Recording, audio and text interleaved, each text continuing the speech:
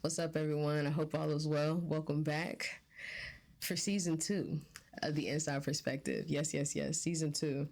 I decided to jump to season 2 with the help of my manager.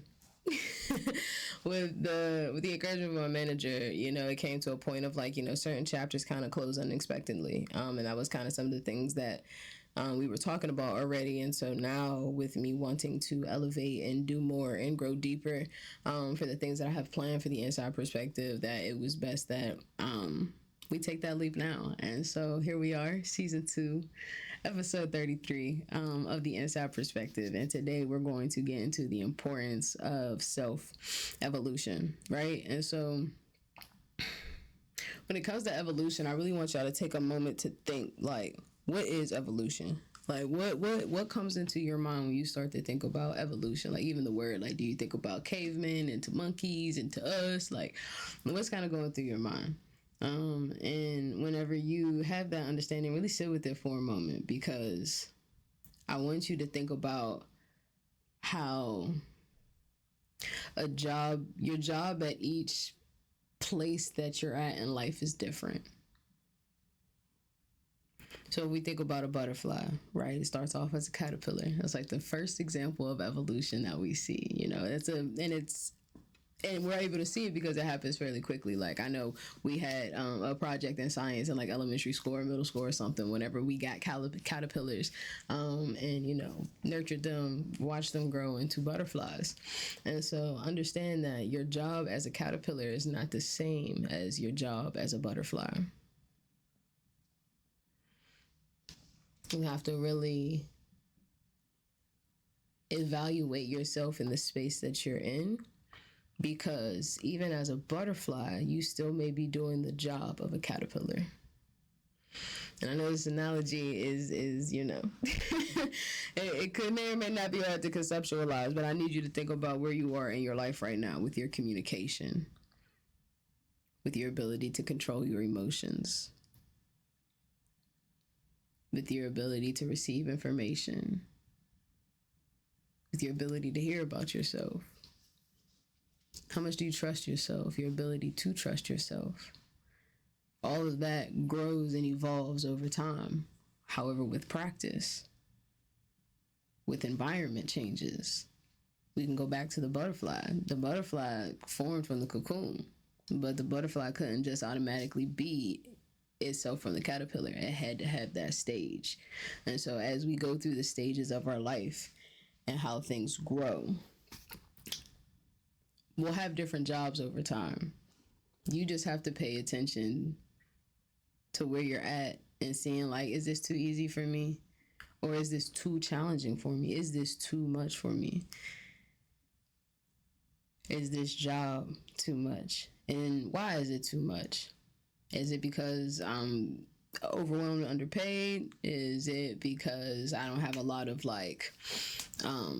support from a supervisor? Why does this job feel so much for me, right? Just ask yourself the questions, and you really have to challenge yourself. You can't just you have to go deeper than what you see with just your eyes and what you can potentially understand with just your level of knowledge. That's why it's so important to have community and to talk to other people, because it allows you to really see things from a different perspective, so that you can start to sit and realize that maybe you were blind in a certain space. When it comes to relationships, really wouldn't be wanting to flame y'all to fuck up, but I understand that we all come from different backgrounds and we all come from different understandings, and as we're growing, we may all not make the best decision, myself included. When you're still acting the same way as a partner you were at 16, at 25, 26, 27, that's a problem. You're not evolving. If you're still communicating your emotions the same way you were at 20, at 25, that's a problem. If your niggas that you hanging around not acting the same way they was at 20, at 28, that's a problem. Because our 20s are probably the most transformative years of our life. Literally, that frontal lobe about to at 25, 26. I don't know if it's older for guys or not, but that frontal lobe about to explode. You about to understand things so much clearer. Like everything will start to click. And so when it comes to evolution and in the grand scheme, in the big picture, it's growth and it's change. Not only growth of the environment, but also of self. And it's not easy. None of this is like, oh, you just wake up with extra information. No, it comes from intentionality. It comes from looking at yourself. It comes from journaling. I'm telling you, journaling. Like, and it doesn't always have to look like you sitting down with a notebook and writing. My journaling basically looks like sticky notes. Like, I'm not sure if anybody has any of your listeners have seen Being Mary Jane. All over her crib, she had sticky notes everywhere. Like literally everywhere. And sometimes they're quotes, sometimes they're ideas for work, sometimes they're this, but it's like for me, writing something down on a sticky note, like real quick, like I have about 4 of them over there just because I don't always want to sit down and have a notebook and go off. But if I can sit there and have an idea about 4 different episodes or how I want to elevate the way in which I'm delivering my podcast or change the which I'm communicating with my girlfriend, like I literally write that down and I put it in a sticky note, and they're all like categorized by like, you know, work, relationships, friendships, my romantic relationship, my baby, my family. Like there's just all types of sticky notes that are there because I am obsessed with growing and understanding more and knowing more and always changing my environments because I know I've become my best self once I've taken myself out of a familiar environment. And that leads me to my next point about the importance of changing your environment. Like switching around your room, great. Moving to another state, great. But changing the mental environment that you have for yourself, it don't matter where you're at. You know what I mean? I still think that both are important, like having that mental space that is ever changing and growing and learning, but then also changing your environment, i.e. the people you're around, the places you go to. That's really important. You can't stay in the same place because then when you stay in the same place with the same people talking about the same shit, the neuroplasticity of your brain like just starts to automatically go on that recall. Like you ever feel like you're on autopilot? Like that's because you've done this action or this whatever so many times that your brain already knows like mechanically how to do it, and like you can kind of be absent from it. At one point I learned how to do that with life. Not a great time. But yeah, shit, now I forgot where I was going. But yeah, so the neuroplasticity of the mind, right? So this is also really big with behavior. So the way in which your habits form is like a program in your brain. So it's just like rolling up, for example. I'm sure a lot of y'all smokers, that, you know, been smoking for a minute, you can roll a blunt with your eyes closed. A lot of y'all can get into arguments with your eyes closed. They're the same thing because of how your brain is processing it. A lot of y'all, and I even learned this about myself, is that whenever you're in arguments, like kind of like you like doing it because there's this dopamine release that comes with it, and you've made it a habit to kind of want that. You've made it a habit that anytime that you've gotten into an argument with somebody, like you want to do the yelling, the screaming, because it gives you that nice ass dopamine kick. But it's basically like having that adrenaline, like a powerful adrenaline run through your body. You may think that you may literally not want that, but because you've trained your brain and your body to do and be a certain type of way over and over and over again, you're going to keep doing it. And so even whenever you want to stop, like literally you catch yourself doing some shit and you're like, I literally don't want to be doing this anymore, but here I am literally walking through these actions. That's because the neuroplasticity in your brain has now understood that this action is a habit of yours and this is what it's like been programmed to do. So that's why the stickiness come in handy, because I'll see, like, if I go through something that pisses me off or makes me mad, and the first thing I want to do is damn near like punch a hole in the wall. Like, I have to understand that if I form that habit, my body will get used to every time I get pissed off or I'm feeling something that I don't want to feel, I'm going to go punch a hole in the wall. And while it's better than, well, I'm not going to put quotes to it is better than causing harm to somebody else, you're now causing harm to yourself. And that's not okay. Writing down what you're doing. So every time you may get into it with a friend or a parent or anybody for that matter, and the first thing you think to do is go have sex with somebody. While that may not be a bad thing, but if you're already starting to connect with, every time I'm pissed off, I want this, you just have to be very mindful of how you do things. Like, habits are good and bad, or positive and negative. Yeah, let's go with that. My friend popped into my head. Let's go with, behaviors are positive and negative. They either add to or take away. And sometimes they add good things, sometimes they add bad things. Sometimes they take away good things, sometimes they take away bad things.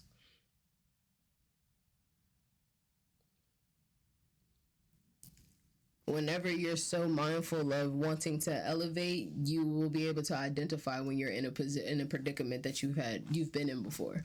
The universe will keep giving you the same shit until you learn how to conquer it.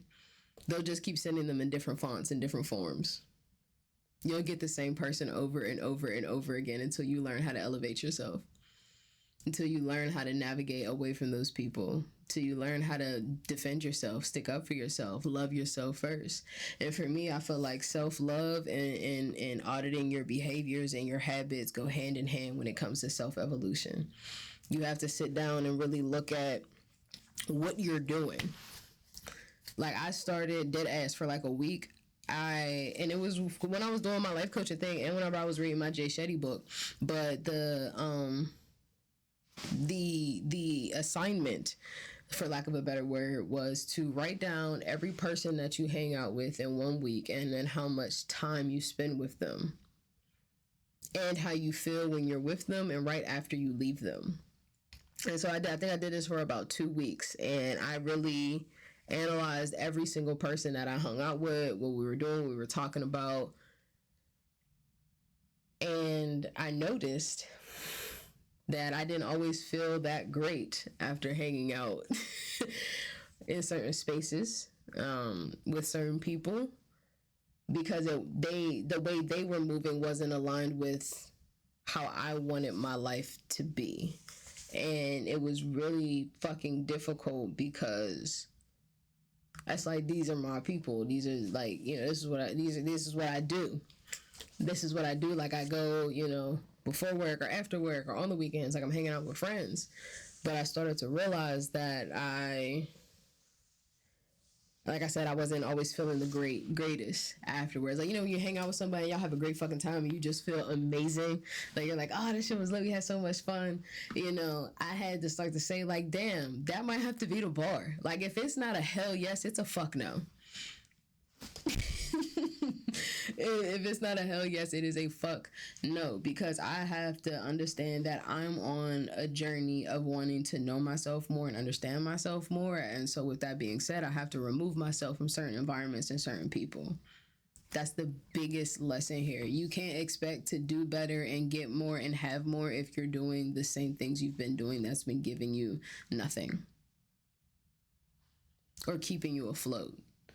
Now, if that's enough for you, then I guess rock out. But if you want more out of yourself, out of life, you want more manifestations, you want more blessings, you want more growth, like, it comes with a lot of solitude, because you realize that your mindset is so focused on the growth of yourself and growing towards the big goals that you have, that you really don't have a lot of time to hear about anybody else's shit. I know I did it. I didn't want to hear shit about nobody, because for me, I'm just like, so you have the answers. You know what you need to do. However, you're not doing it.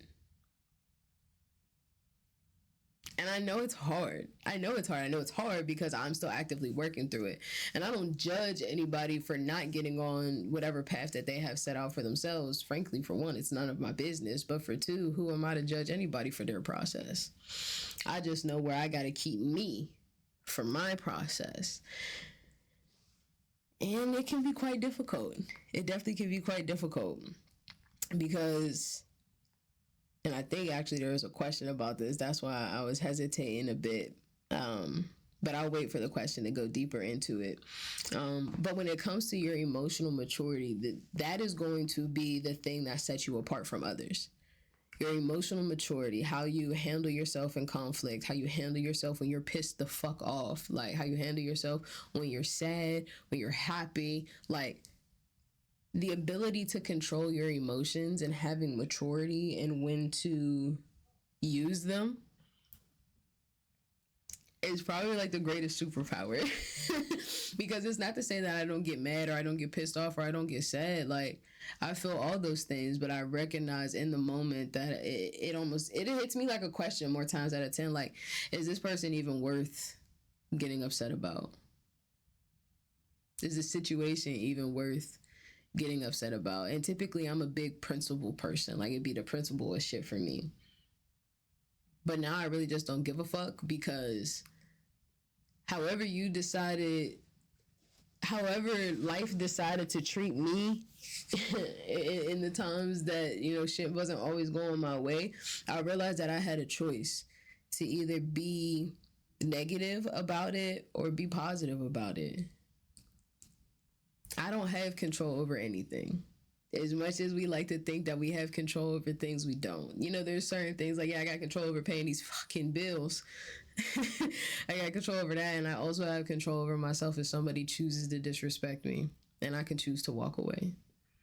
Now, that you may not get that every time, but there may be a point in time to where I can sit within myself and be like, nah, go rock they shit, bro. Go talk your shit, bro. But for the most part, I really don't be caring because I'm so obsessed with me.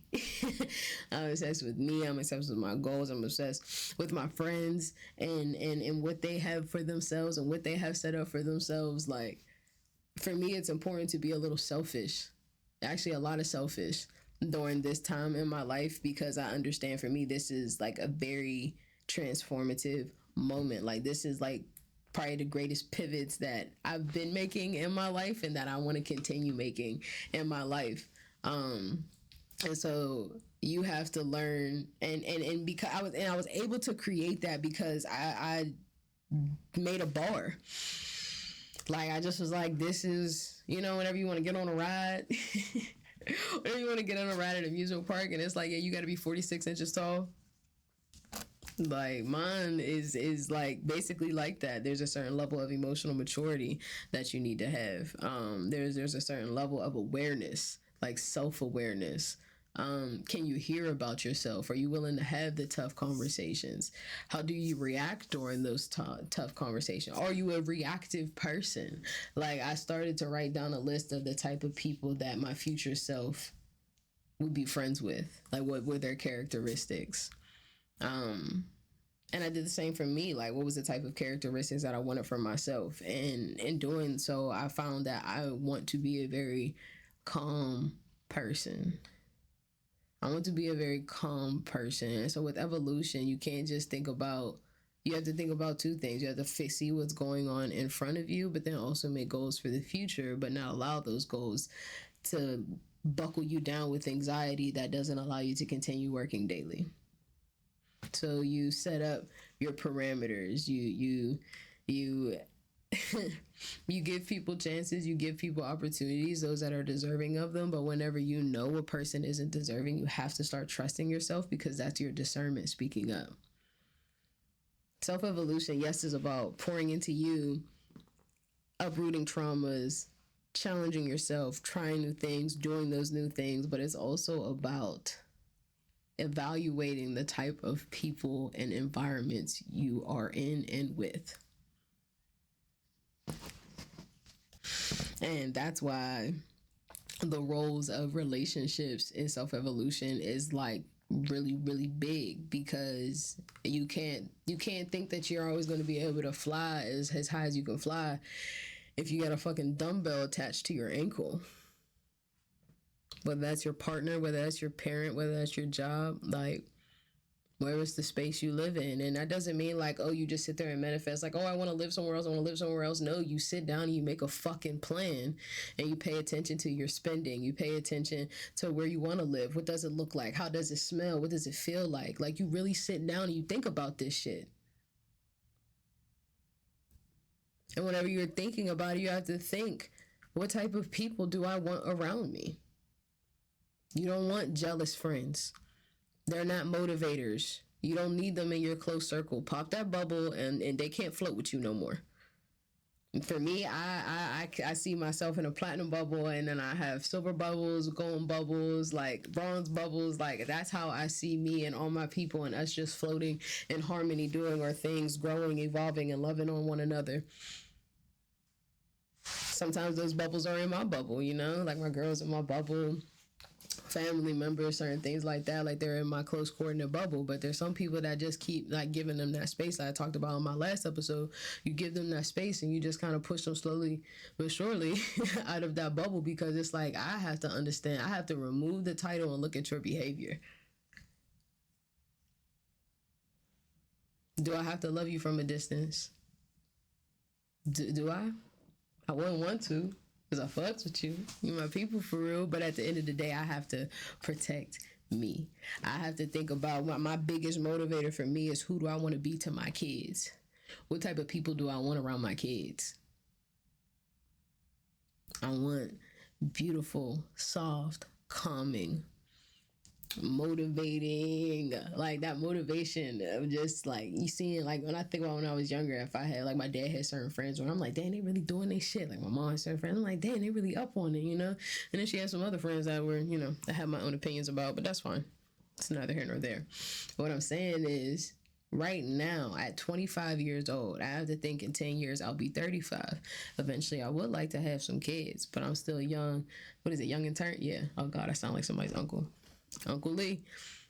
But I'm still young and turnt right now, so I can still have my fun. So I don't mind having like maybe a few interactions with somebody, that interactions with people and places that may not be the best for me, but it's only for like one night or like one moment, you know. Like it's finding that balance of it all. You can't just cold turkey everything, but nevertheless, whenever you see that there's certain people that, you know, would they be a great, think about this, like would they be a great parent?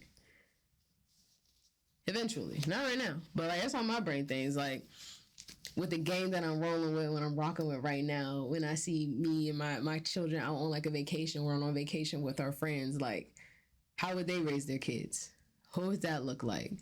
And I don't know, I could be crazy for thinking this way, but at the end of the day, that's how my brain works. Like I sincerely consider the type of person someone is, what their character traits are showing me, what their actions are showing me, how they care for others, how they care for me. I don't want anybody around me that doesn't make my safety a priority, their safety a priority. You gotta pop their bubble, they can't float with you no more. And when that happens, it sucks. It really does suck. Because you want to, for me, I always wanted to bring everybody with me. Like, everybody's with me, everybody's coming. It was actually a question that my therapist had asked me. And it was regarding an individual that I was dating at the time. And she asked me, well, what happens if they never change? Are you willing to stay with this person for who they are, exactly as they are, never changing again? And she would make me apply this to family and friends and partners. And I really had to think, am I willing to continue to sacrifice this much of myself just to have them in my life? Like, I feel like there's certain things that you compromise on. I don't know about the word sacrifice, but there are certain things that you compromise on when being in a relationship, but it shouldn't be like your sense of self, your respect of self. It shouldn't be any of those things. And whenever you find yourself in those moments with friends, with family, with partners, you have to realize that this is something that's hindering your self-evolution. you can't grow because you can't grow because you're not in the space to do so. Take a penguin to Africa, an Arctic penguin to Africa. They may survive for a little bit, but eventually things die off. So you gotta pay attention to the people that you got around you. You gotta pay attention to the spaces that you go to, the energy that it holds, the conversation that's happening. Is the conversations always negative? Somebody's always going through something, always going down bad, and 9 times out of 10 it's probably from like self-manufactured problems. Like, is that energy that you want to be around? So I encourage y'all, do that exercise, and maybe I'll find some more information about it and I'll post it. But do the exercise that Jay Shetty had, you know, write down all the people that you spend time with, how much time you spend with them, how do you feel when you're with them, before, during, and after. Yeah, how do you feel before you go over there, while you're there, and after you leave? I even started throwing extra shit in there, like, did I learn anything? You know, what was special to me, what stuck out? But I'm just a lover of life and connection and all those things, so that's what makes my heart happy. Excuse me, so that's the way I was thinking about things. But when it comes to self-evolution, you have to be willing to lose things. You have to be willing to let go. And so with that being said, I think it's a perfect time to jump into these questions. Y'all had some really good questions. So let's start off with, is feeling like you know nothing anymore a good thing? Yes.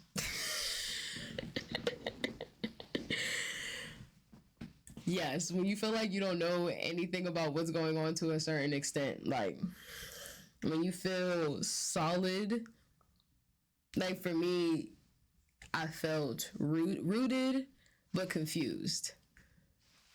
Like I felt like what I was doing felt right for my body and right for my mind and right for me, but I still was extremely confused about what was going on.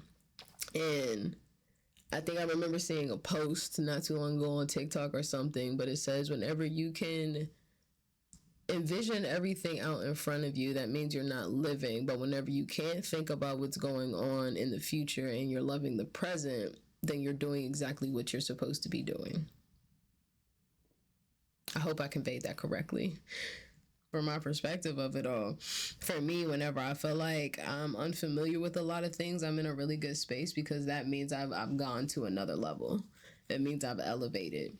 My mom always told me, if you're the smartest person in the room, you need to find new rooms. So that's what that question is giving for me.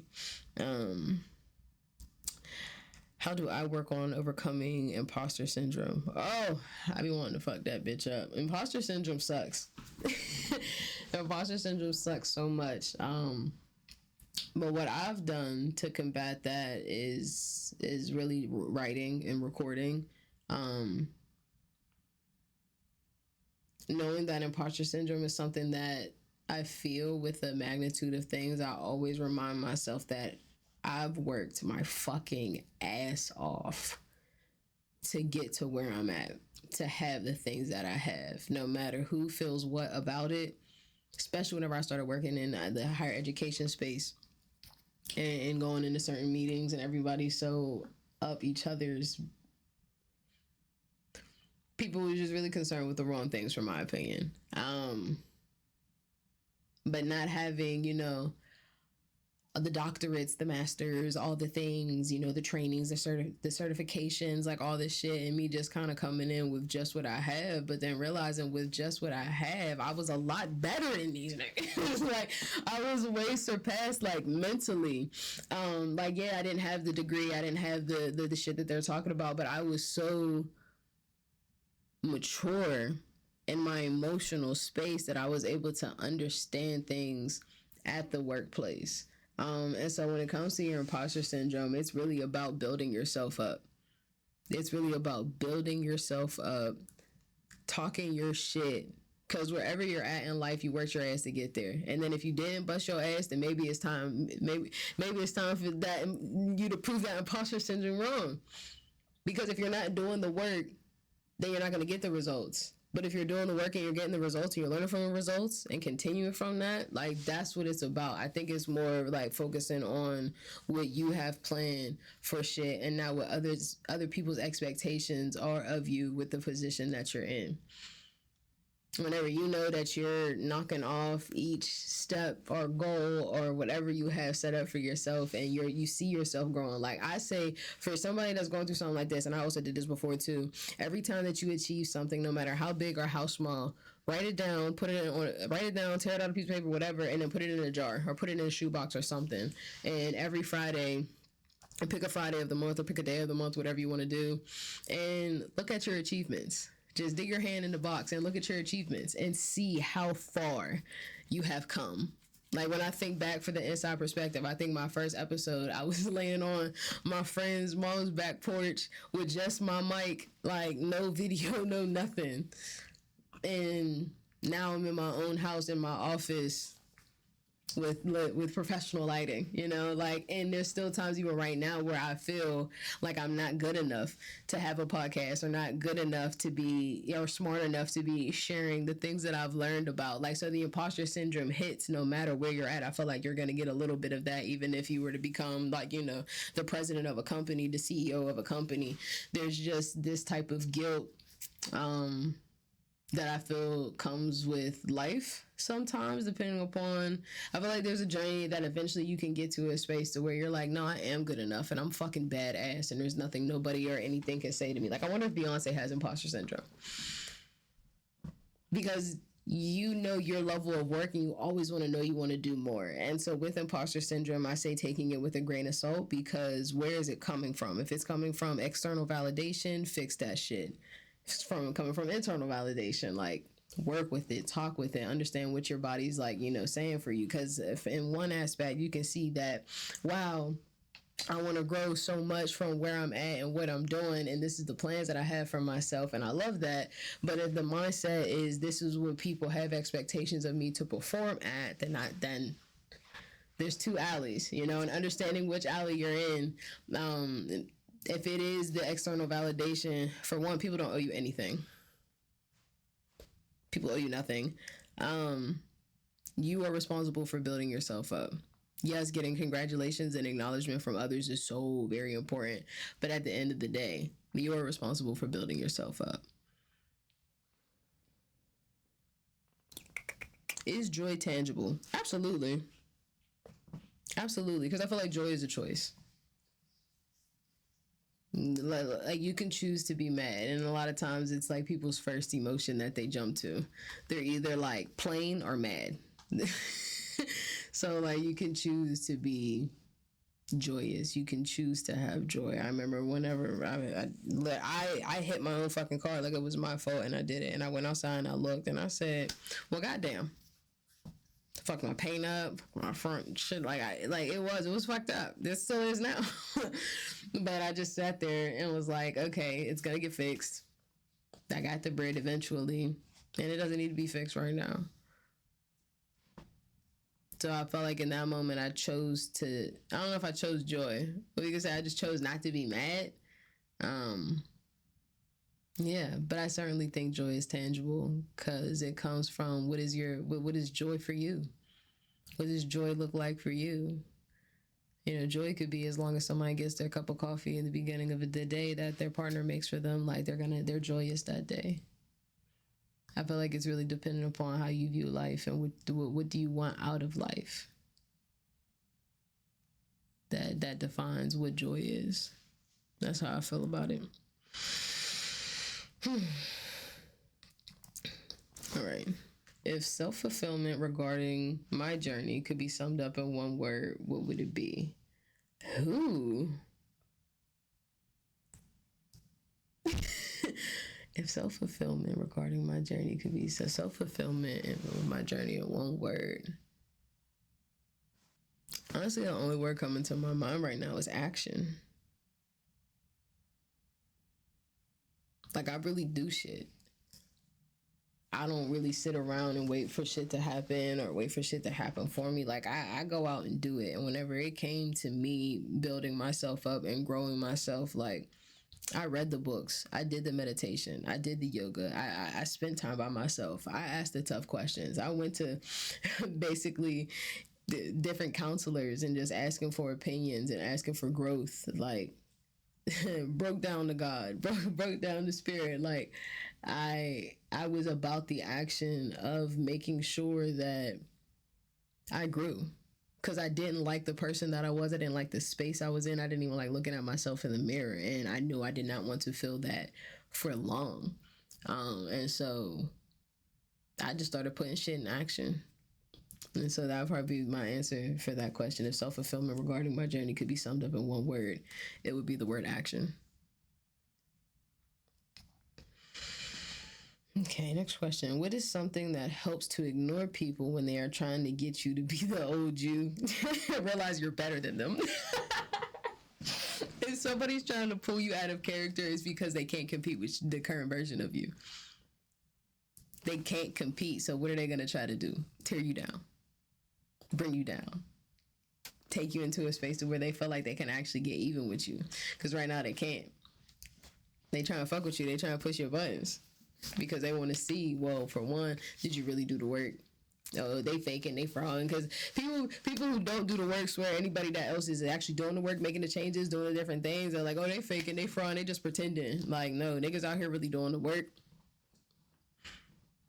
They're really doing the work. And if you already know that somebody's fucking with you just to like get you to get, what helps to ignore people. If you know somebody's really fucking with you, like, you just literally ignore them. Like, what helps me ignore people whenever they're trying to get me to be somebody I'm not is quite literally realizing that they're not worth it. Because if you're trying to pull me out of character, that doesn't mean you don't, that means that you don't know how to elevate. So with the sound mind that you have, listen to those words. They don't know how to elevate. They don't know how to communicate. They're trying to bring me back to somebody that I'm not. With that understanding, remove the title, look at the behavior, and excuse yourself if possible. Or if you need to defend yourself, I don't appreciate the way you're communicating with me. So we can either change the tone of the conversation, or I'll need to exit the conversation. Start talking to these motherfuckers like you're a receptionist. Like, seriously, though, you have to start treating people... Sorry, I don't know what is in my eye right now. But you have to start treating people with a long-handled spoon.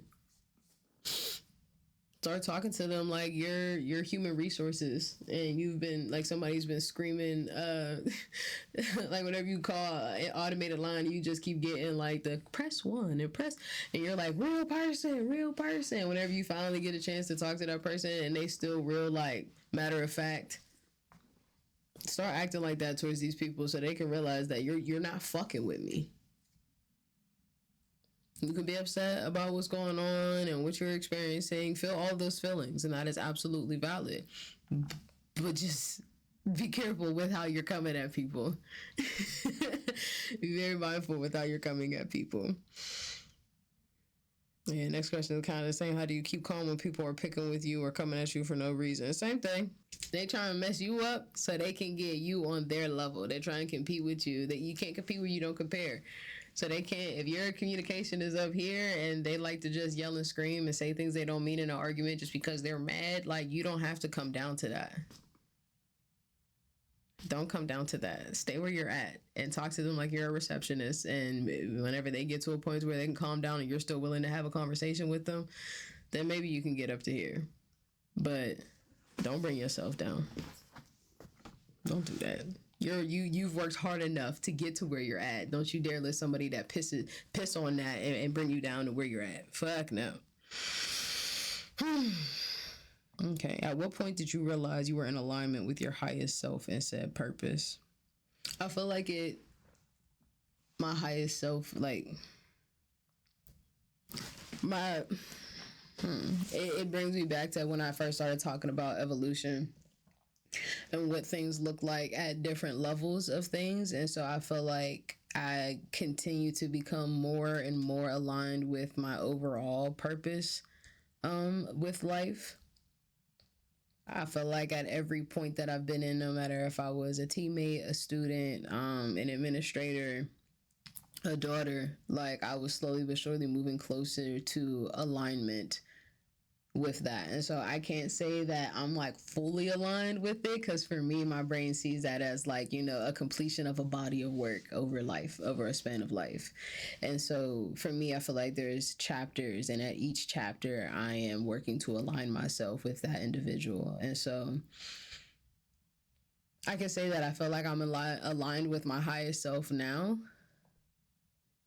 or a version of my highest self now. Like I'm at the highest self of who I am right now, and just continuously growing and evolving is what that's like for me. I can't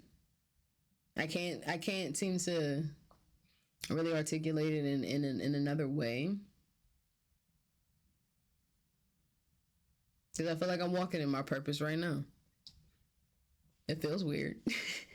But it doesn't like it feels weird. Like if y'all would have told me in sixth grade that I'd have two cameras propped up talking to y'all about my shit, I'd have laughed at you. Probably might have cried and said, "Why are you wishing that on me?" So even though there's a discomfort that comes from walking in my purpose and being aligned with my highest self, I realize that discomfort is growth. And I'm going to feel that at every level of life. And so being very comfortable with being uncomfortable. If you're it would be when being very comfortable with being uncomfortable, I feel like you're constantly aligning with your highest self, because you're going towards your goals, you're going towards whatever you feel like God or spirit or whatever has for you. And that looks very different. Your alignment could look very different at each stage. Yeah.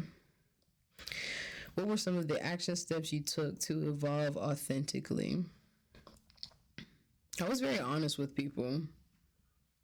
I really started saying how I felt. Like when it came to me being a people pleaser, it was difficult to tell people how I felt about them hurting my feelings, because I didn't want to lose the connection. And at that point, am I really even having an authentic friendship? Because I'm not showing up as myself. And so being very honest with myself and learning how to communicate that to others without disrespecting them has been probably one of the biggest action steps that I've been taking when it comes to being my best self and being my highest self. Sometimes people don't deserve conversation. You knew what you did, and you know how you moved. I'm not about to sit here and explain it to you like you're two. But being honest with yourself is going to be the biggest thing when it comes to elevating. Because if you keep lying to yourself, you're not going anywhere. If you're, doing the 75 hard or 75 soft challenge, and you're just doing it for the attention on social media, and you're just like, splashing some water in your face and saying you did your 45-minute workout, like, you're cheating yourself. And so whenever you're not being honest about the things that you're going through, the way that you feel about them, and then being honest with the individuals you need to be honest about, you're not going to get to that next step, because you're still too concerned with what people think of you, which is very difficult to get over. But also just having people around. Sometimes, being lonely or being alone can be quite difficult. Me personally, I love it. But it could be difficult. Even though I love it, it can still be difficult for me to sit in spaces certain times with the amount of silence and not having anybody around. But it allows me to be honest with me. If you can't be honest with yourself, you're not going to grow.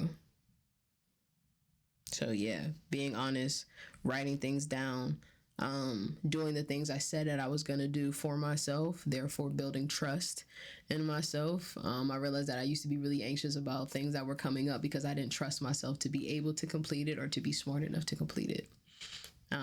So being honest with yourself and building trust within yourself by doing the things that you said you're going to do for yourself are probably the two greatest action steps that you can take. Even if it's like, yeah, I'm going to make breakfast for myself in the morning, because I know that I'll feel better not having processed food in my stomach. I'm trying to save money, so I don't want to go to like Dunkin' or Starbucks or any of those things. Like, Whenever you wake up that morning, you may not feel the most energized in the world. You may actually not want to actually get up, and you want that extra 45 minutes to sleep instead of cook. But then you're not building the trust in yourself. You already know that you going out and getting food is going to dwindle your budget. You're already trying to save money. Now you're stressed and overwhelmed. And what will be your next action? May not be a positive one.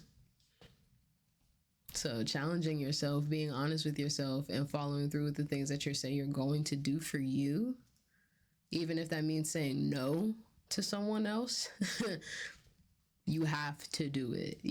Sometimes you have to say no. You can't always be available. Whenever somebody asks you something, this is also another good tip too. When somebody asks you to do something that requires your time, your vehicle, or your money, take 20 minutes to respond. Take at least 20 minutes to respond. Do not respond immediately. Think about everything that you have to do that day, if it's an action that you have to go and do. Think about how much money you have and what you need to pay for, if it's something that requires your money. And if it requires your vehicle, I mean, see how do however you see fit. But really taking a little self-analyzed moment before you say yes to something, because then if you do say yes to this and now you're spreading yourself thin, you're getting yourself in a mental space that really isn't the best for you, like it can turn into a snowball effect. And that's no fun. Nobody likes spiraling.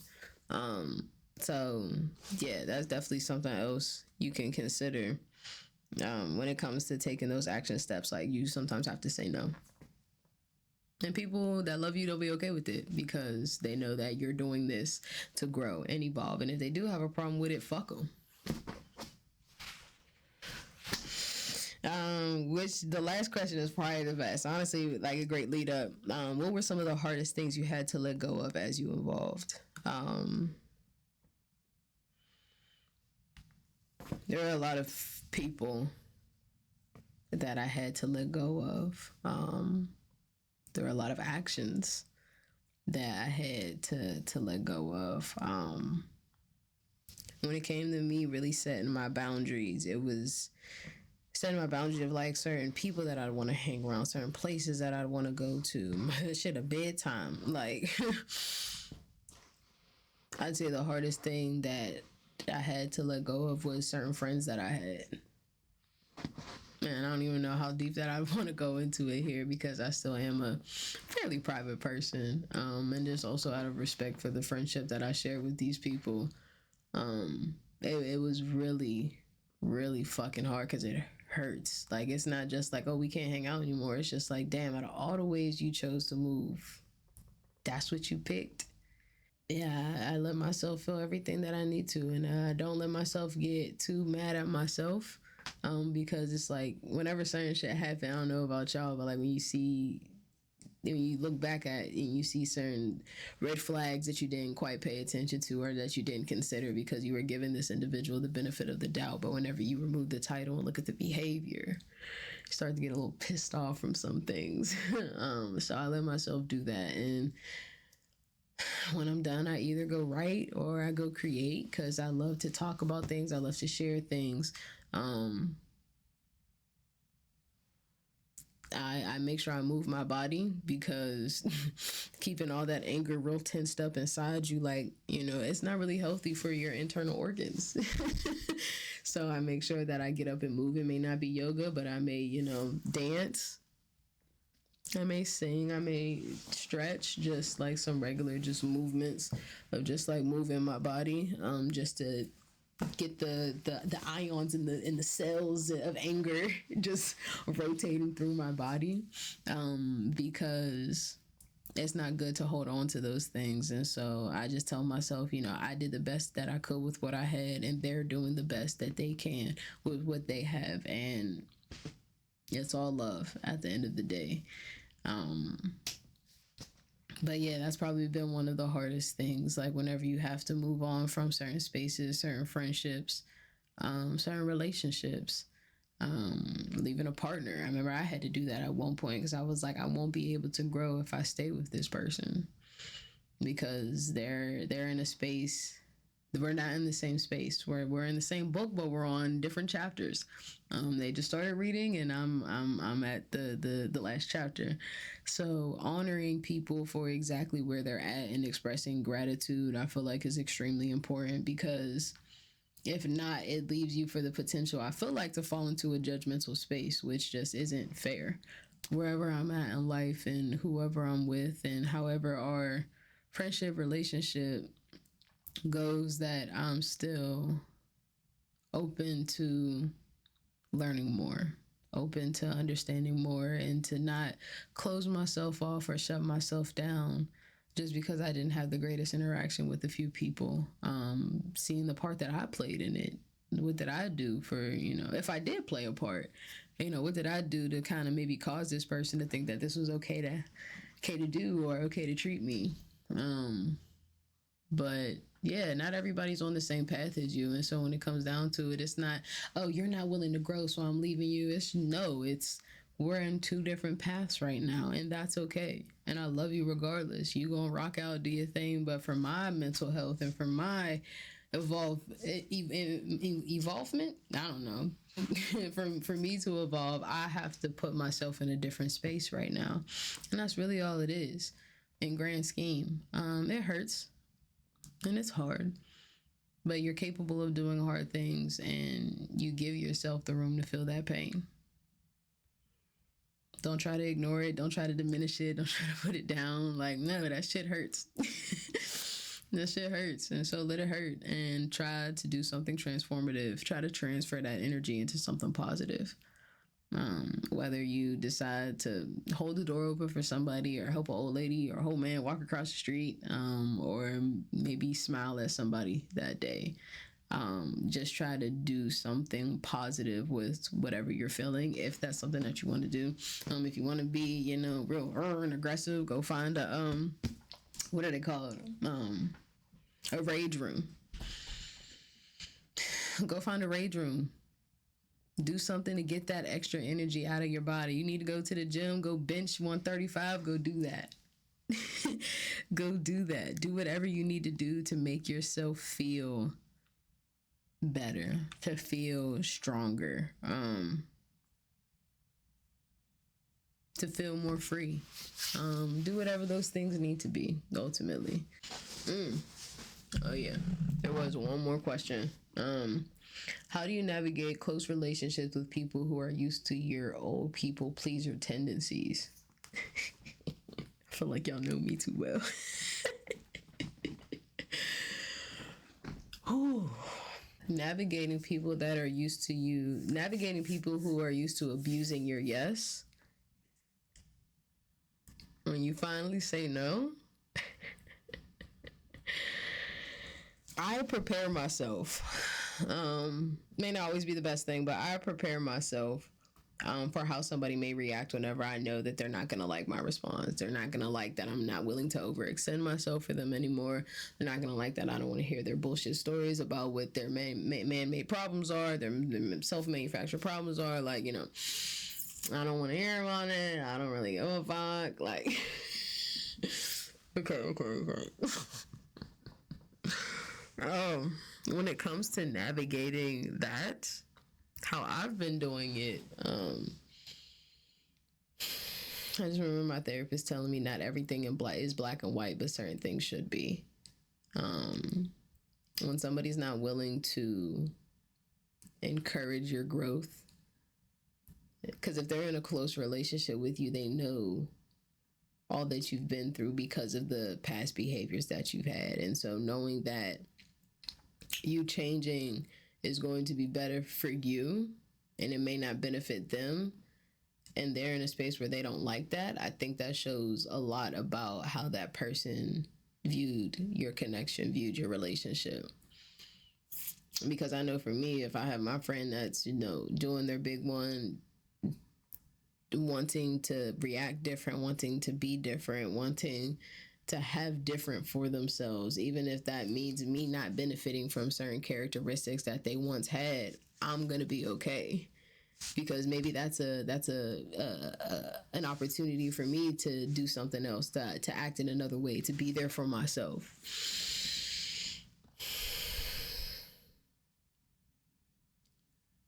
I feel like you have to allow yourself to be smart, because a lot of us allow our emotions to overpower our knowledge. And it's like there's a balance, I think, between emotion and knowledge with everything that you do. And so finding that balance is important, because you'll know when to use the knowledge aspect of things. And I hope I'm explaining this in a way that's like actually understandable. But your brain will have the ability to know when somebody shouldn't be there anymore. Because if your people pleasing tendencies was benefiting them and they're mad that you're not doing it anymore and they're like treating you a certain way because of it, then they were never really your friend. And so I feel like when it comes to navigating it, there's really not much you can do, because you're setting these boundaries for yourself and you're just witnessing how other people react to them. And depending upon how they react will let you know where they will stand in your life. I really feel like it's as simple as that. You have to keep doing what you need to do in order to be your best self. Not everybody's going to like it, and that's fine. They don't have to like it. But if they start treating you a certain way because of it, or dismissing you, or any of those things, that lets you know that they were never a friend. They were never somebody that truly cared about you. They only cared about what they could benefit from being in your circle, being your friend, being your girlfriend, being your boyfriend, whatever it may be. Get the fuck from these people. You can't allow yourself to be around them. And so whenever they reveal yourself, please do not try to paint a different picture. Do not try to paint a different picture. That is exactly who they are. And it's unfortunate. They can grow into another person. And that's why I say it's not always about like deading a situation. Sometimes they just need to like float into another area of your life, you know, of your life bubble. But sometimes you need to pop that motherfucker and let them find somewhere else. Maybe they need to create their own bubble. Because you can't make somebody love themselves. You can't love somebody into loving themselves. You cannot love somebody into loving themselves. And if a person doesn't love themselves, it's going to be very difficult for them to love you. And I do believe that. Because then I question, if you don't love yourself and you're doing these things to me that are expressions of love, where is it coming from? Is it people? It doesn't mean it's not real. Like, I'm not discrediting the love, but it's just, where is it coming from? Is it coming from fear? Is it coming from anxiety? Is it coming from people pleasing? Is it coming from a narcissistic man? Like, where is it coming from? There's just a bajillion questions that run through my mind whenever I see people operate the way in which they do, because we all have experiences of life that are different. You know, how we were raised plays a really big part into how we show up in friendships and relationships. And sometimes whenever I see y'all parents got fucked up relationships, you know, I'd be like, because my parents, well, I don't want to put y'all business out there, but it's not like I didn't do it before. My parents had a very interesting way of communicating. And so for me, I don't hold it against people, but I also recognize that how I do things is not how my parents do things. And sometimes how people's parents do things, that's still how they do things. Fucking battery started dying. Golly gee. I mean, the episode is an hour at this point, so whoopsies. But yeah, I think to continue the question that we were just talking about when it comes to how to navigate those close relationships with people that, you know, want your people pleasing to continue because they can benefit from it the most. At that point, I feel like you have to choose yourself. Like, you can't keep hoping that maybe they'll respect it, maybe they'll see it, maybe they'll no. At that point, you have to decide, is this a person that's willing? Is this a person that deserves to be around me? Like, I'm committing myself to the work. I'm doing the things that I want, doing the things that are going to help me become the person that I want to be for my future self. Not everybody can come with you. Not everyone can come with you. So when it comes to self-evolution, there are many walking pieces that come into it, but ultimately it comes down to analyzing your behaviors, being honest with yourself, and learning how to build trust in yourself and in your communication and your decision making. It's hard. None of this is easy. None of this work is easy. Like, if it was easy, then, you know, we'd have a very different world right now. But this work comes with a lot. I think about where I was 2 years ago, and then I look at, and I even go back and read my journals from 2022, 2021, 2020 for damn near. And I see the mindset that I had where I was talking about what I wanted for myself, and to see that I'm currently walking that, and still writing down more goals, envisioning more stuff. Like, it is so humbling, so like so much gratitude. Like, sometimes I get so moved from my progress that I could quite literally tear up. But not but and seeing your own growth, seeing your own stages of, caterpillar to cocoon, or fuck, you want to do egg to egg with a little tail to tadpole to frog. Like, there's just so many steps of my own evolution that I've seen from 16 to 25. And I can even go from 20 to 25, from 23 to 25. Like, seeing that I'm still working towards the goals that I have for myself, and even telling myself, like, this is going to be a hard one and a very long one, but I trust in my abilities to make this happen. Like, I'm speaking life into myself. Like, that shit is transformative. And whenever you find a group of people and friends that's so in community that support you and also want that same things for themselves, like, it's an infectious energy that just makes you want to be better. It just makes you want to be better. It makes you want to support people who also want to be better. And for me, it's made me love my life a lot more. I feel like me becoming a life coach definitely plays a huge part into that. Like, why I wanted to become a life coach is because I was like, I want to help more people that want different for themselves, that want better for themselves. They don't want to live their life full of anxiety and riddled with depression. Like, they want to believe in themselves. They want that more.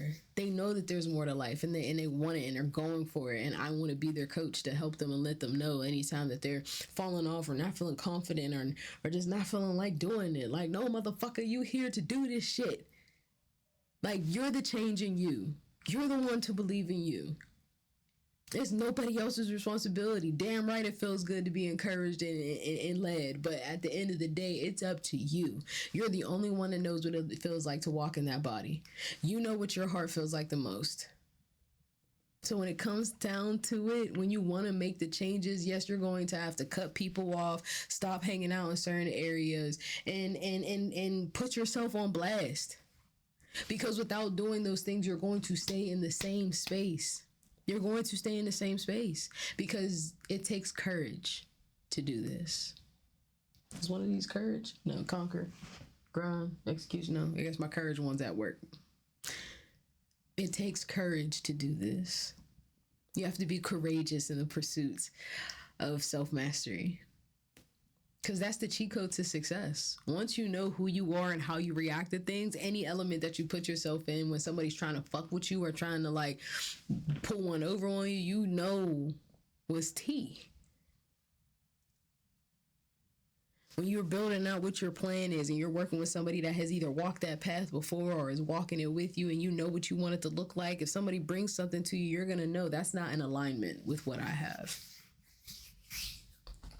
That's not in alignment. That's not for me. Because everything that's for me is walking with, like, it gets deep, man. It gets deep. And a big part also, I can say, whenever it comes to those hard times, y'all probably have seen me doing it throughout this episode. Whenever I'm feeling really hurt, or I'm feeling really mad or pissed off or whatever it is from a situation, I really give myself love. Like, I'll sit there and hug myself and rub my arms and be like, look, kid, I get it. That was some bullshit, but, like, we got this and I got you. And in many of my dreams, even, I've even seen myself hugging my younger self. And it's like confirmation to know that I'm making her proud. And that means everything. Because that's what this is for. It's not just, for my current self, but it's for my younger self, it's for my kid self, it's for my ancestors, it's for my lineage. Like, me doing this work isn't just so I can brag about how well I can communicate and how I don't, fuck with basically bottom feeders. It's because I want different from my family. I want different for my kids. I want different for my life. I want different for me and my spouse. I know what lack of self-love and inability to communicate and being very reactive and quick to turn to rage does. I know what that looks like. And now I'm ready to see different and be different, to make sure that my kids or my friends or my family never has to be faced with the fear of not wanting to communicate and fear the response, not wanting to stick up for themselves and fear the consequence. Like, I want them to be so rooted in defending and honoring themselves that anybody that questions that gets popped and they can't float with them no more. And I'm content with doing what I need to do because I know what my overall goal is.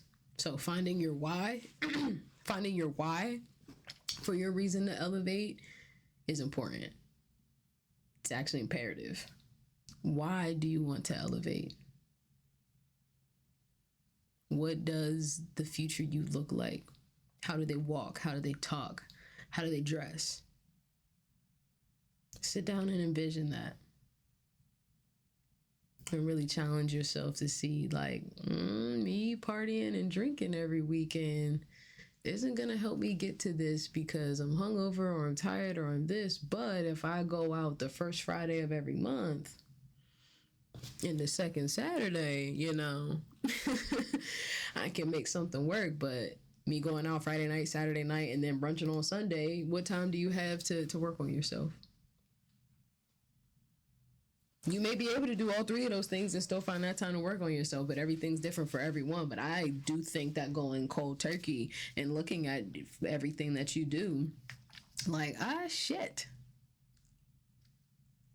I think that's important because it'll make you really analyze, like, damn, I'm not doing any of the shit that I know will actually help me.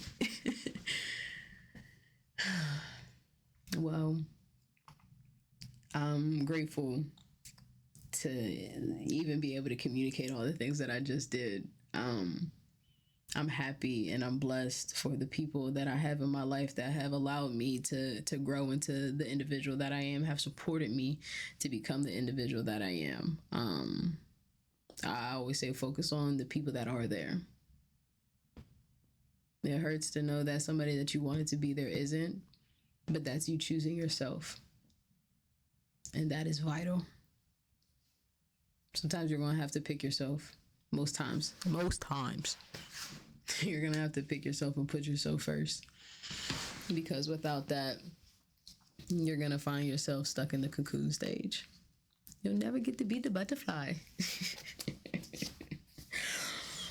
But yeah, y'all. So that is the importance of self-evolution.